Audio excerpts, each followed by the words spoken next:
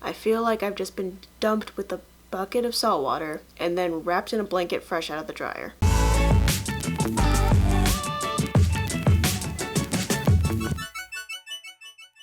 Hi everyone, welcome to the playlist of shame, where I talk about movies that I finally have seen, you know, after years of living on this earth. So yes, I haven't seen It's a Wonderful Life until very recently. I just wanted to point that out because it's the playlist of shame. Otherwise, that's the unofficial name for this series, but it's okay.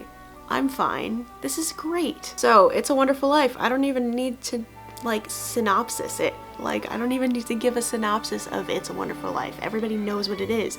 I knew what it is before I even, like, watched it, and I was still crying at the end of it. This movie really revived my love for black and white movies. I absolutely adore this movie so much. As ridiculous as the premise is, this is a very sweet movie. It's not really very realistic for an angel to come down and stop you from committing suicide and then take you through the journey of your life in like Christmas Carol style. I think that this movie is very well done. I really enjoy it a lot. I mean, think about it. This guy has nothing left to live for. He thinks that he has nothing left to live for, and then he finds meaning in life. And he finds out that it's wonderful. It's so relatable. How can I hate this movie? How can anyone hate this movie? If someone out there really just despises this movie, I would like to meet them and ask them why. What is it that made you so cynical towards life? So It's a Wonderful Life was one of the first films to illuminate male mental health. Alongside of that is also how suicide is depicted in films. This is a black and white film. Suicides are like we don't know as much about suicides as we do now as we did in It's a Wonderful Life time period. This movie was done tastefully and not like overplayed. Like, it wasn't over dramatized on how he was suicidal. It was very realistic and down to earth and very simple in the way that it was telling how he wanted to commit suicide. And I think one of the most cool things about this movie is that nobody really liked it when it first came out in the box office. Nobody really enjoyed this movie, which is surprising. And so over time, as the years went by, people started watching it again. And as the time away from World War II had passed, people started to realize, oh wait, I go through this. I think this way. And then now, even in modern times where we're in the 21st century, we haven't fought in a war for years, but it still hurts and it's still close to home. You don't have to go through a war. It could have been, you could have lost your job and you feel like you are ready to just die. But that's why It's a Wonderful Life has so much meaning to everybody across the world. It's because the lessons and the morals and what you define yourself as a character is so important to everybody. The best thing is that it's one family. It doesn't affect the entire world. There's not this huge climactic scene where Christmas needs to be saved because the entire world will lose belief in the meaning of Christmas. No, it's focused on just one family.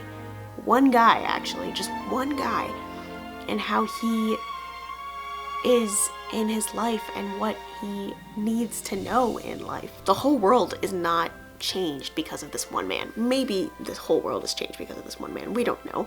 But the whole world doesn't matter in this movie. It's just this one guy, and we're very, very focused on him and him alone.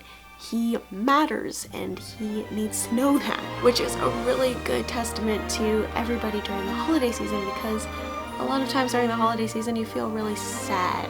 Sometimes. A lot of people do. People feel very sad because they either lost somebody dear to them and it's Christmas and they're not going to have Christmas without them, or they had suffered a financial crisis, or something just traumatic always happens around the holiday season. We don't know why, but people need to know that they matter, that it is a wonderful life. Yeah, it's a really sweet movie. I don't know, like, how can you hate this movie? There's nothing but good vibes from this movie for me. I really, really like it. It's gotta be one of my favorite movies ever of all time. What's really great about this movie is choosing the right thing against the benefits of the wrong decision. The wrong decision is very appealing all the time. Every time that I come across a wrong decision, it's always like the better option for me and me alone, and for me to be selfish. But the good and moral and right and true choice that I need to take, I should take, is always the one that just seems so much less rewarding in a sense. That's a timeless concept that can be told across generations. This movie is something that people have loved even more, like, as the years go by. It reminds you to stop every once in a while and just look around.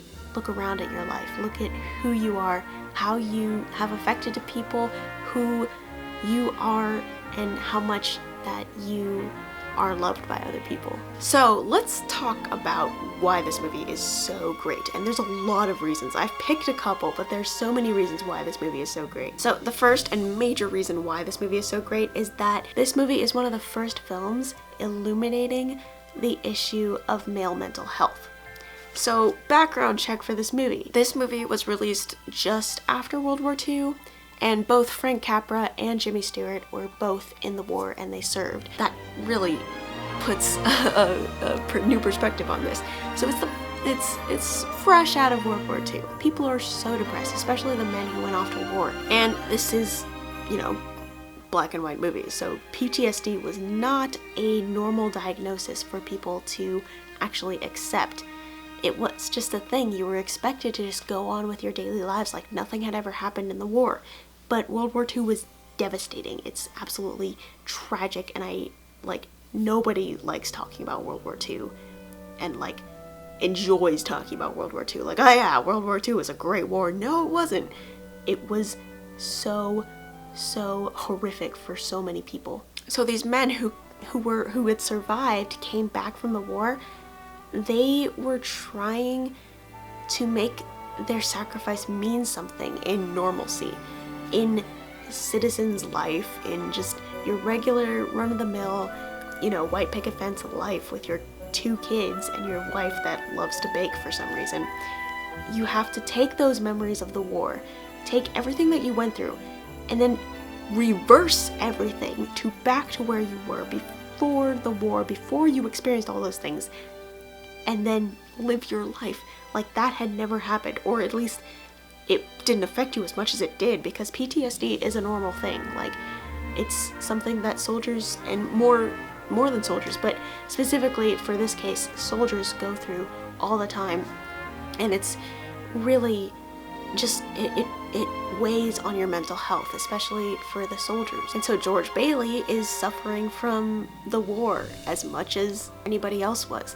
But he was trying to just move past it and keep going and keep moving forward towards his dreams, his goals, but he keeps getting pulled back for some reason or another. This movie really details the grim American dream, because you have the American dream, which is wonderful life. You're comfortable in your life with your happy children and your happy wife, and you have a job that everybody loves you and knows your name, and this is exactly what George Bailey has, but he also doesn't understand if what he's doing is meaning anything in life. Which brings me to my next point, which is that George Bailey is seeking purpose where it doesn't exist for him. It really exists somewhere that he does not expect. So George is constantly looking for wealth and the American dream, the wealth, the adventure, the excitement, but really his purpose and meaning in life is how he's affected the small little town that he's grown up in and lived in for years. And this is something that everybody struggles with. The relatability of this movie is top tier. It's probably one of the most relatable movies out there in the world. Everyone struggles with seeking purpose. Everybody. It's a yearly thing for a lot of people, sometimes a little bit more frequent than that. But finding purpose is what causing a lot of struggles for a lot of people. So this movie really lets us know that it's the little victories in life that make life meaningful. It's not this huge, gigantic trophy that you have from winning the Super Bowl. It's seeing your daughter for the first time, or helping that grandmother across the street, helping somebody pay for their meal that day or that week. It's creating a positivity chain at a coffee shop, that kind of thing. And this movie really calls the audience to define yourself through the character of yourself, not through the achievements. So your character and how you act, because that's the only thing you can really control. You can't control what kind of achievements you get. I've been trying to do that for years and it hasn't worked. So I think that's probably one of the biggest points that I can make, is that you have to define yourself through your character, not through your achievements, because those achievements won't last forever. Let's say I get 1 million subscribers. That achievement will last forever. All 1 million of those fictional subscribers won't be interested in my content for very long, and then I'll lose everybody or something like that. Those achievements will last very long. What matters is my character and how I act in front of the camera, behind the camera, wherever I am in life. And that's the beauty of this movie. And that's why I think It's a Wonderful Life is so great. It is the 24th of December. Merry Christmas Eve, everybody. I hope you have a wonderful Christmas with your family, or whatever holiday that you celebrate. For me, I celebrate Christmas, so Merry Christmas Eve to everybody, and happy holidays to the rest of you. My last thing for you for today. What is your favorite black and white film? I want to know. Let me know in the comments down below. You already know mine, but I'm gonna put it down there anyways. As always, thank you guys so much for watching. Have a great random Thursday, and I will see you on the other side of the screen.